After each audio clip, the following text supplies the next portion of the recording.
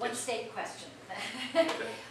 Is the state attorney almost as important a position as governor in terms of states' rights, defending states' rights, and Nah, see, immigration law? when you say state attorney, it's by district. Like Bernie McCabe is the 6th Circuit, which is Pasco and Pinellas.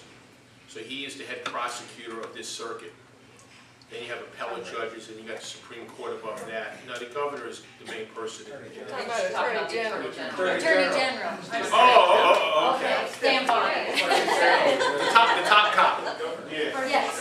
The one that And when it comes to law enforcement matters, they are the person to go to, along with the solicitor. State constitution law enforcement matters? Well, the state constitution really goes to the legislature mostly. If it's a constitutional thing, it has to go to people, and you have to get a supermajority, and it will amend the constitution, which isn't easy.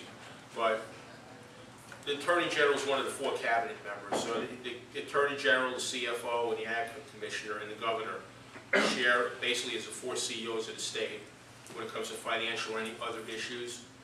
But no, it's an important job. But it's very limited, to be honest with you. It's a nice stepping stone, it's easy. It's what Charlie's, or any Attorney General has a simple concept. Bad guys are bad, put them in jail. But the governor is the most important link in all this, because that person, joins everything together. Probably got time for 2 more maybe? So we can get other people to do 2 more questions? Anybody else? Yeah. Sure, let's do it. All right, 1, 2, then we're done, okay.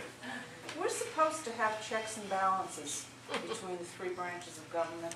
So how did we get to the point where they can go in and negotiate this health care and lock the Republicans out? I mean, how does that? Well, because the Congress is one branch of government. It was the Great Compromise, which basically gave you 2 senators per state, and representatives were divided by population. The Great Compromise really was the Congress was separation of powers, the executive branch and the judicial branch. This is all taking place right now the problem we have is they're all Democrat. Well, 2 out of 3 are Democrat and 1 is balanced. The problem is the Congress is a check and balance on the presidency, but when they're the same party, they're being bullied. But you're never behind closed doors. There's no checks and balances for that. The procedures, there's procedural differences in the Senate and the House, which makes the 60 very important. But still, again, hopefully because of maybe vanity is a bad word, but the House and the Senate don't see eye to eye a lot of stuff, and that might save us in the long run for this thing. 1 more question, ma'am, right there. Could you explain briefly what a precinct person's responsibilities are within the state? Okay, a precinct committee person in a precinct, which is about, in this county, a square mile in size, give or take, I'm generalizing. You're basically the party's liaison to the neighborhood. And the responsibilities are really to keep informed with the issues, as you all do here, obviously, but to keep informed of the issues and be the local representative of a Republican Party or a Democrat Party or whatever party you belong to. And that's your job. And go to the meetings and get informed so you can help bring voters, identify voters to get to the polls. Basically, you're the foot soldiers of the party.